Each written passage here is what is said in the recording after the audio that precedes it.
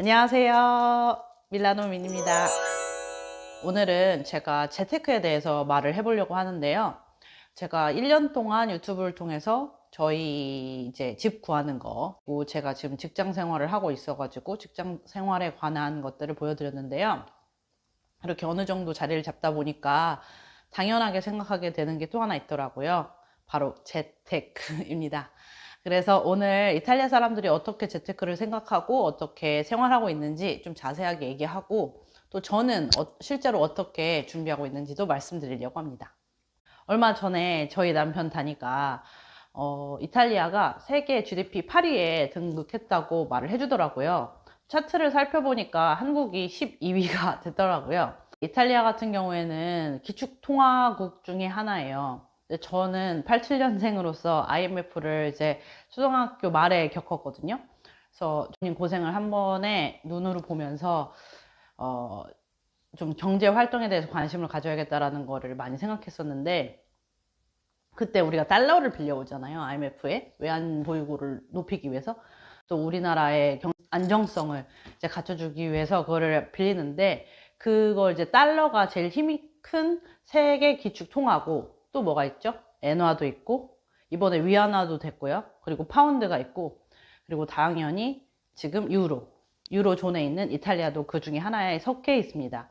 그래서 다른 나라보다 우리나라가 기축통화국이다, 우리나라 돈이 주는 입장에 있다, 이렇게 생각을 되다 보니까 기본적인 그 경제 관념보다는 좀 자신감이 많은 것 같아요.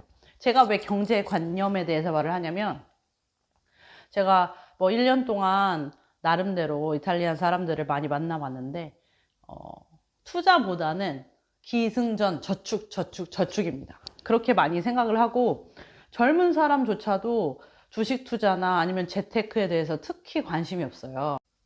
첫 번째 뭘 많이 하냐면 바로 부동산. 이탈리아는 73.7%, 그래서 거의 70에서 80%의 국민이 자기 자가를 갖고 있다고 통계가 나오고 있습니다. 이 수치는 떨어지지 않고요. 그래서 부동산 같은 경우에는 거의 다 실구매자가 있기 때문에, 그리고 실거주 목적을 하시기 때문에 그 가격 변동률이 별로 그렇게 크지 않아요. 그리고 이게 기축통화국이잖아요. 그렇다 보니까 부동산 대출 받아보시고 지금 생각하시는 분들은 알죠. 그 변동하는 금리로 빌려주는 방법이 있고, 그 다음에 딱 고정금리로 빌려주는 방법이 있잖아요. 근데 여기 자체는 기축통화국이니까 그거 자체가 좀 단단하거든요. 그래서 얘네들은 두 개의 옵션을 조금 더 우리나라보다 자유롭게 좀 편하게 쓴다? 그리고 왜냐면 저 같은 경우에는 지금 집을 사면서 당연히 저희도 대출을 알아보고 있고, 한국에서도 대출을 받아본 적이 있어가지고, 물론 시기가 다르지만 이 나라가 조금 더 쉽게 되는구나, 자기가 퍼머넌트 권리가 있으면. 그리고 기본적으로 디파짓, 처음에 보증금을 얼만큼 할 건지 아니면 기간이 뭐 얼마나 되는지에 따라서 여러 가지로 달라지겠지만 좀 더 수월한 감이 없지 않나, 이런 생각이 좀 들고 있습니다. 유럽 같은 경우에는 우리나라처럼 전세가 많이 있지 않고요. 절대 전세가 거의 없고요. 그리고 월세로만 되어 있습니다.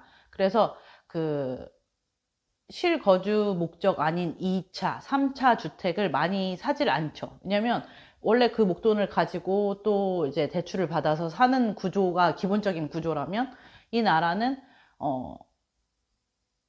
전세금을 가지고 이렇게 해야 되는데 그렇게 할 수 없잖아요. 돈 많은 사람들도 그렇게 하기가 좀 어렵고요.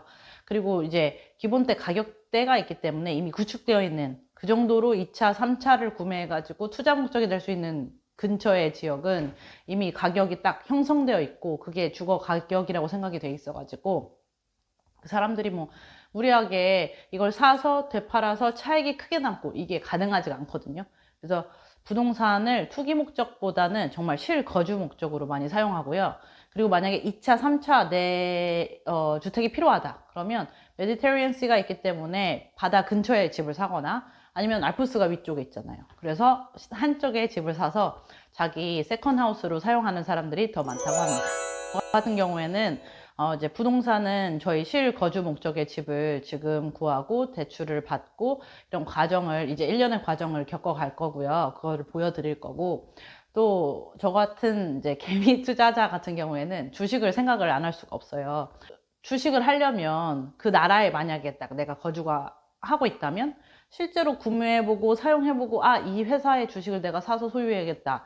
그래서 투자를 해봐야겠다. 이렇게 생각을 해야 되잖아요. 기본적으로 주식 투자할 때.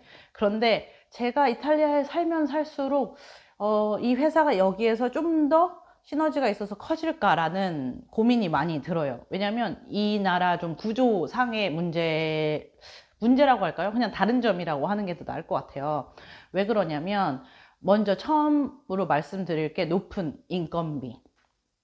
이제 이탈리아는 우리나라처럼 최저임금은 없어요. 하지만 그 기본적인 사회적 통념에 의해서 그 임금 체계들이 갖춰져 있고, 그리고 세금이 최고 43%가 부과됩니다. 그게 이제 전체 정부 거도 있고, 또 그 안에 세부적으로 또 자기가 살고 있는 그 지역에 있는 지역세도 또 내야 되고요. 엄청 세목이 우리나라보다 복잡한 것 같아요. 그래서 그거를 회사에서 부담을 해야 되니까 먼저 인건비를 아끼려고 하지, 사람들을 많이 뽑아서 엄청 크게 만들어야겠다 이런 생각을 많이 못하는 것 같고요. 뭐 행정 체계나 아니면 정부 체계에 의해서 한 회사가 그룹화 되는 게 조금 어려운 상황이에요. 여기에서 행정 업무를 조금만 보신다면, 예를 들어 소조르노라고 하는 비자 같은 업무나 아니면 자기 드라이버 라이센스를 바꾸는 과정을 한번 겪어보신다면 제 말씀이 무슨 말인지 딱 피부에 닿을 것 같은데요. 하나를 바꾸려고 해도 정말 엄청 오래 걸리고, 또 사람에 따라, 그 행정 업무를 맡아주는 사람에 따라 요구하는 서류가 엄청 천차만별이 되거든요. 그래서 그게 역으로 보면 회사 입장에서도 내가 이쪽, 뭐 예를 들어서 커피를 만드는 회사다, 커피 빈을 볶는 회사다, 커피 빈을 너무 잘 만들고 내가 커피를 최고로 추출할 수 있는 원두를 아니까 커피 기계를 만들자, 이런 식으로 이제 회사가 커진다고 하면, 여기는 그 기계까지 가는 그 과정이 엄청나게 길고 시간이 오래 걸린다는 거죠. 그래서 차라리 커피를 더 확실히 만드는 온도, 습도가 나라에 따라서 달라지면 나는 어떻게 해야 되는가, 그걸 더 고민하는, 하나를 완전 집중적으로 파는 그런 형태의 회사가 더 많이 남아있게 되고 더 그룹화 되지는 않아 보여요. 그래서 제가 투자를 하려면 이 이탈리아 내에 있는 회사에 투자를 해보고 싶었는데, 그런 회사가 과연 몇 개나 있을까, 이런 고민이 되면서 이탈리아 회사에 내가 투자를 할까? 개미 투자자지만 그런 고민이 좀 되더라고요. 같이 완전 개미 투자자 아니고 주린이 아닌 이상의 분들을 위한 팁은, 지금 이탈리아는 솔직히 메이드 인 이탈리라고 해가지고 이런 고부가가치 제조업이 상당히 크잖아요. 그 명품의 가치는 계속 커질 거라서 그 제조업은 계속 강세일 것 같고요. 전체 산업에서 독일보다 조금 높은 23.9%라고 해요. 전쟁이 난 이후로 많이 그 기름값이나 천연가스 값이 많이 올랐거든요. 재생에너지 확충하려고 하고, 그리고 배터리나 반도체 생산 공장을 만든다는 이제 계획하에 있어요. 그래서 그쪽으로 조금 더 커지려고 하니까 그쪽을 한번 이탈리아 쪽 확인해 보시면 또 기회가 있지 않을까? 저도 그쪽으로 주의 깊게 보고 있습니다. 저도 주식 투자를 하고 있는 친구들을 물어보니까 광고는 아니고요. 저희 남편도 쓰는 앱이 머니팜이라는 앱을 사용하고 있어요.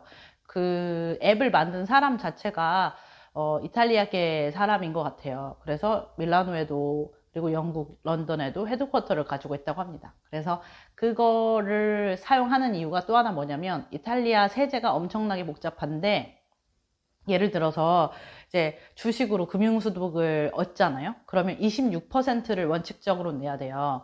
그리고 주식이 있고, 그리고 ETF 있잖아요. ETF는 또 세금이 더 높아요.